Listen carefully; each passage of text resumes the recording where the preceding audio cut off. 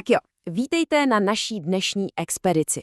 Dneska rovnou opouštíme nudné zdi třídy, takže se zbalte pomyslné buzoly, dalekohledy, pořádné boty a hlavně velkou zásobu vody. Čeká nás totiž obrovská virtuální cesta přes celý africký kontinent. Náš dnešní výklad nás provede světem totálních extrémů a fascinující divoké přírody. Takže jdeme na to. No a kde tahle naše velká výprava vlastně začíná? Představte si obří nekonečné pouště, divoké nespoutané řeky a prostě tu úžasnou tajupnou přírodu samotné Afriky. Budeme společně prozkoumávat detaily, které nám tenhle ohromný a neuvěřitelně rozmanitý svět pořádně přiblíží. Naskočte, vyrážíme! Takže pojďme se do toho rovnou ponořit. Naše první velká túra nás vede přes 4 úplně odlišné zóny, takové 4 základní pilíře africké přírody. Začínáme v dusném, vlhkém, tropickém deštném pralese. Tyhle husté patrové lesy, odkud se mimochodem získává vzácný mahabon a přírodní kaučuk, tvoří jenom asi 8% rozlohy celého kontinentu, ale žije tu ohromná spousta zvěřat. Jakmile z toho šera pralese vyjdeme, otevře se před námi prosluněná savana. To je přesně ta nekonečná krajina vysokých travin a majestátních baobabů, kdy běhají obrovská stáda zeber, antilop a slonů. Tahle část pokrývá rovnou půlku Afriky a je to hlavní centrum pro oblíbené safari.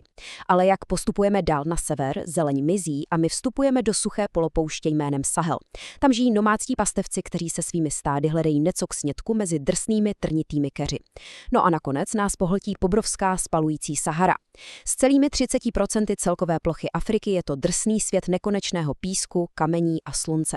Ale pozor, hluboko pod tím pískem se skrývá i neuvěřitelné bohatství v podobě ložišek ropy a fosfátů. A teď si zkuste představit ten obrovský, fakt neuvěřitelný rozdíl ve srážkách mezi těmito oblastmi. Je to naprosto ukázkový extrém. Tropický deštný prales dostane fantastických 1500 až 3000 mm srážek za rok. To je asi takové, jako byste stáli pod naplnou puštěnou sprchou skoro celý rok. Voda se tam valí proudem a dává život tisícům vzácných rostlin. No a na druhé straně máme mocnou Saharu. Ta za celý předlouhý rok dostane sotva 100 mm. Pro představu to je zhruba jako jedna malinká louže někde na rozpáleném chodníku. A tyhle absolutní přírodní extrémy vlastně úplně určují, co tam vůbec vyroste, jaká zvířata tam dokážou přežít a jak to můžou ekonomicky využít lidé, ať už jde o pěstování plodin a těžbu dřeva v pralesích, nebo riskantní hledání ropy v té nehostinné poušti. Na chvíli tu naši badatelskou túru zastavíme u jedné hodně důležité věci. Proč je vlastně tak strašně důležité tyhle zelené zóny od pralesa až po savanu chránit? Tady totiž přímo narážíme na obrovský ekologický problém dneška. Měnící se klima doslova vysušuje ty krásné, životem kypící pastviny savany i ten citlivý Sahel. Postupně se prostě mění v nehostinnou poušť. Tomuhle drsnému procesu se říká dezertifikace. V praxi to znamená dost smutnou realitu. Životní prostor pro lidi i pro obrovská divoká zvířata, jako jsou žirafy, nosorožci nebo lvy, se neustále a docela nebezpečně zmenšuje. Dobrá, naskočíme teď pevně do našich vodních expedičních člunů a mrkneme na takzvanou velkou říční čtyřku. Co je na tomhle vlastně to nejzajímavější? Je to hlavně ten způsob, jakým obrovská masa vody vůbec opouští kontinent a teče k oceánům. Většina velkých afrických řek totiž prudce padá z vysoko položených plošin, z úchvatné oblasti, které se občas trefně říká Vysoká Afrika, přímo dolů k pobřeží přes hodně strmé srázy a divoké vodopády. Voda tam prostě s obrovským rachotem padá z neuvěřitelné výšky do hlubin. A přesně tenhle dramatický výškový skok je ten hlavní důvod, proč mocné africké řeky celá staletí tak úspěšně bránily pronikání cizích lodí z oceánu hluboko do neprobádaného nitra kontinentu. Takže si teď těmi 4 slavnými toky proplujeme. Na horkém severu se líně táhne legendární Nil. To je absolutní světový rekordman, nekonečný had vody s celkovou délkou víc než 6650 kilometrů. Na západě se naopak kroutí řeka Niger. Ta měří přes 4000 kilometrů a má úplně unikátní tvar obřího bumerangu. Teče nejdřív přímo do spalující pouště a pak se teprve líně stáčí zpátky k jihu. Tenhle ohromný oblouk je mimochodem naprosto klíčový pro zemědělství v jinak suchém Sahelu. Pak tu máme tropický střed kontinentu, kde mohutně a hlasitě bouří hluboká řeka Kongo. Ta se pyšní rovnou druhým největším průtokem na celé planetě. A nakonec na jihu silně burácí divoká řeka Zambezí, dlouhá přes 2500 kilometrů. Každá z nich si prostě razí svou jedinečnou cestu úplně odlišným, naprosto fascinujícím prostředím. Pojďme si teď schválně srovnat ty dva úplně největší extrémy z naší říční rodiny. Na jedné straně máme extrémně dlouhý Nil. I když s obrovským náskokem drží první místo ve své délce, má překvapivě hodně nízký průtok. Říkáte si, jak je to možné? Je to proto, že velkou část cesty musí tu ohromnou masu vody pomalu a těžce protlačovat přes rozpálené pouštní písky. Voda se pod africkým sluncem bleskově odpařuje, část mizí v písku a tak řeka u moře ztrácí podstatnou část své původní dravé síly. A na druhé straně? Tam je divoká Zambezi. Ta se s obrovskou až ničivou energií dramaticky prodírá krajinou a s ohlušujícím řevem padá přes hluboké, ostré skalnaté soutěsky, které vznikly jako takové obří jizvy na geologických zlomech. Jsou to dva úplně odlišné světy. Jeden pomalu bojující s nekonečným pískem a ten druhý prudce tříštící tvrdé skály. A tím se dostáváme k přesnému odbornému vysvětlení toho, proč tyhle řeky tak zarputile vzdorovaly velkým lodím. Ten správný geografický termín zní katarakt. Co to je? Je to v podstatě obrovský, doširoka roztažený systém vodopádů a zrádných peřejí, přes které prostě proti proudu neproplujete.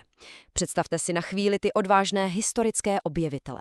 Po nekonečných měsících plavby na křehkých plachetnicích konečně dorazí k africkým břehům.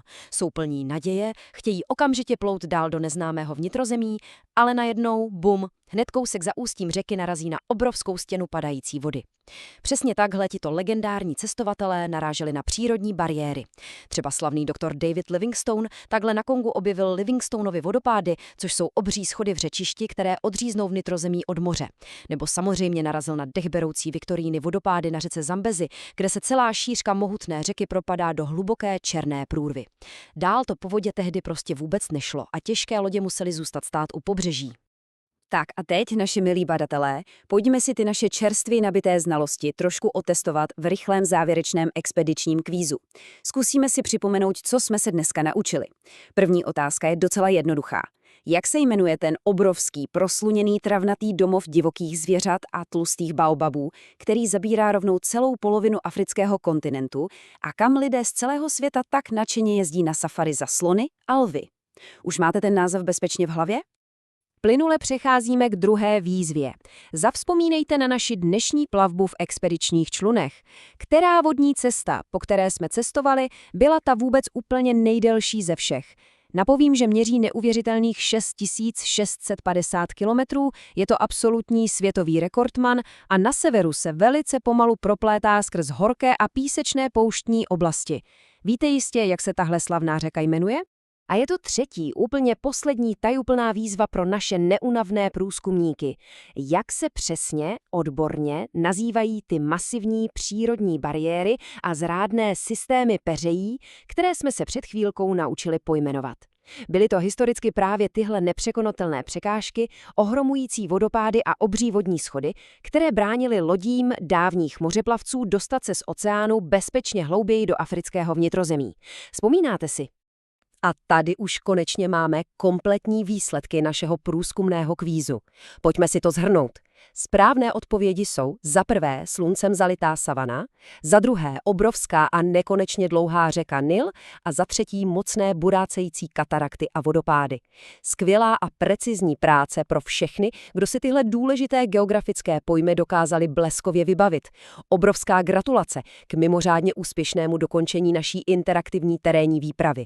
Zmapování těch základních extrémů tohoto fascinujícího kontinentu máme pro dnešek zdárně za sebou. Takže tím absolutně nejdůležitějším bodem z celé naší dnešní cesty za poznáním je uvědomit si, že všechna ta nádherná divoká místa, o kterých jsme se bavili od temných pralesů až po proslunené savany plné divoké zvěře, jsou v dnešní době nesmírně křehká a zranitelná. Viděli jsme to jasně u problému neustálého rozšiřování suchých pouští. Africká příroda prostě akutně potřebuje naši pozornost a ochranu. Zkuste se nad tím do budoucna hluboce zamyslet. Co můžeme my všichni v moderním světě udělat proto, abychom tu křehkou ekologickou rovnováhu ochránili, abychom zajistili, že i další generace mladých průzkumníků budou moct obdivovat tuhle nespoutanou krásu úplně přesně tak, jak jsme si ji dnes s nadšením ukázali my. Tímto se s vámi pro dnešek loučím. Nikdy nepřestávejte objevovat svět kolem sebe, chraňte naši přírodu a už teď se nesmírně těším na naší další společnou výpravu za poznáním.